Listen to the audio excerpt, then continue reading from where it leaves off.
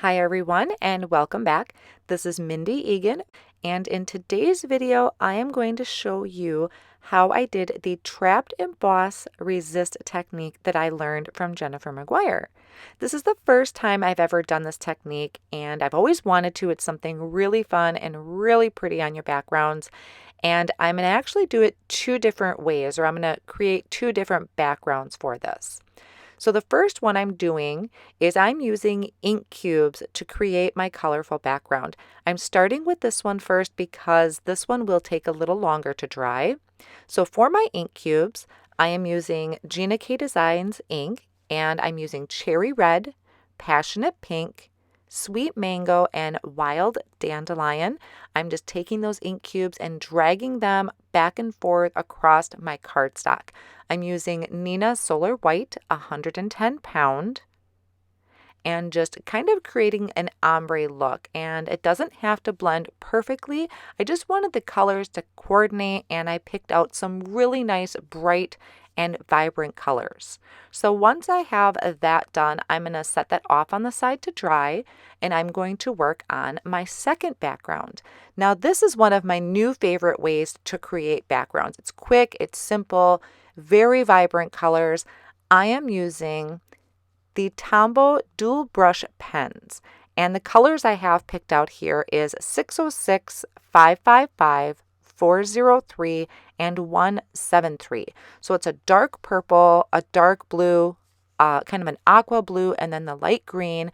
And I am doing this on the Fabriano Artistico white watercolor paper. That is actually my preference when it comes to working with any type of watercoloring medium. Then I'm just taking a paintbrush, wetting that, and watercoloring that background. So dragging that color down the cardstock so it creates that beautiful blend, kind of that ombre look. And once this dries, it is such a beautiful, vibrant background. Now I do speed a lot of it up with my heat tool. So drying that background, and I also did that to my background I used with the ink cubes as I dried that with my heat tool as well. Now I'm going to use the Spring Peony stamp set. It has a lot of gorgeous florals and foliage on here. So once I lined up my images where I wanted them to go to create my background, I'm placing my first cardstock piece here. This is with the Tombow pens. I'm also using a misty corner, and the reason for that is I have some images that are hanging off. So the misty corners are great for that. So it's kind of giving me that little bit of edge around my cardstock piece here. Then I'm prepping this with an anti-static powder tool, so just sprinkling on that powder. And then I'm going to ink up this stamp really well with the VersaMark ink. And I do actually stamp this twice. I don't show that a lot in videos just to kind of save time, but it is a watercolor paper, so it's textured, and I want to make sure I have a really good impression. So I'm just pushing that down really, really well. And then I'm going to sprinkle on clear embossing powder. This is one of the keys to doing this technique, is just sprinkling on the clear embossing powder and then heat setting that. And that is going to trap that color that we did our background in. So you can see it's kind of hard to see it on camera, but it is trapping that bright, vibrant color underneath. And I did the same exact thing using the background I created with the ink cubes, using the clear embossing powder, and then that is trapping that color. So the magical key ingredient to this now is this ink. Now you could do this with black ink or a sparkle ink, but I found that this unicorn ink is absolutely gorgeous. This is the Hero Arts Unicorn pigment ink. So it does take a little bit longer to dry because it is a pigment ink. So I am just taking a blender brush, dabbing off on my craft mat. You can see it's very thick. There's a lot there, and I don't need that much right away. I'd rather start small and add more if I need to, and then just blending that all over my background. So it's going to really tame down your colors. That's why I was going for really vibrant backgrounds, because I knew that this pigment ink would tone that down a little bit.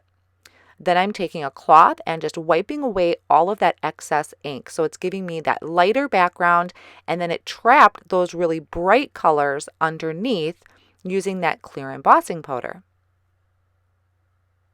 And then I'm going to do the same thing with the background that I had created using the Tombow dual brush pens, adding that white pigment ink. Like I said, you could also do black ink, I think would be gorgeous, or maybe a shimmer spray you could use. And then wiping away that excess pigment ink, kind of giving that a little bit of time to dry afterwards, because like I said, pigment does take a little bit longer. And I do think that this blue-green one is my favorite. I just was really loving those colors. Now, to get a little bit more use out of my coordinating dies, I'm taking the dies that are actually for the foliage, for the leaves and things on the stamp set, and I'm die cutting these out of black cardstock. I'm really liking these kind of silhouette images lately, and you can do that with so many different images of stamp sets. So that's another great way to get more use out of your coordinating dies. So once I have an image picked, I need to have a sentiment. Now, my original thought was a thin strip sentiment across the middle, but I had an extra piece of this bloom die cut out of glitter cardstock kind of tucked away in the stamp set from a different project. And I really liked how that looked on the front of my card. I liked it in the glitter. It really popped. And I was still liking my silhouette image. So what I went ahead and did is I die cut the word bloom out of silver glitter cardstock. So I did that twice, so one for each card. And then I die cut it 4 times out of white cardstock. And I'm layering that 2 times together for each card. So I'll have 2 pieces of white and then the silver glitter on top for the one card. And I'll repeat the same for the second card. So just kind of stacking up those word dies. I like the dimension that it provides, and I'm just using my Gina K Designs Connect glue to adhere those all together. Once I have my die cut words all glued together, I have 2 there, so 1 for each card. I trimmed my panels down to 3 3/4 by 5 inches and attached them to a white card front base here. So that's 4 1/4 by 5 1/2 piece of white cardstock. I really like having that white edge around my colored cardstock, and then adding on that silhouette image with the Connect glue, and then adding my die cut word on top. So I do that for both cards. Now off screen, when I was playing around, I did stamp out some sentiments and trim them down to thin strips, and I really wanted to use them, but I thought it was just too much to add to the front of the card. I was really happy with just the die cut word bloom and the silhouette. So I'm attaching these to an actual card base, which I don't normally do right away, honestly. So I'm getting these attached to just a white card base, and I'm going to put that sentiment in the inside of the card. It's very rare, actually, that I add anything to the inside of the card. I like to save that for when I'm ready to use the card.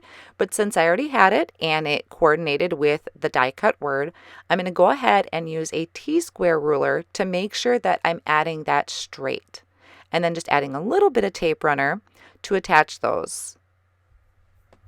Now, these would also work really well if you wanted to mass produce some cards. If you already have your background laid out in your Misty tool, it would be a great idea to just stamp a bunch of backgrounds at once, and you can create so many different backgrounds, the variety of colors you could create and produce those. So I hope you really enjoyed today's technique, and we'll give it a try. I will have the supplies listed down below in the video description. Thank you so much for joining me, and I'll see you next time.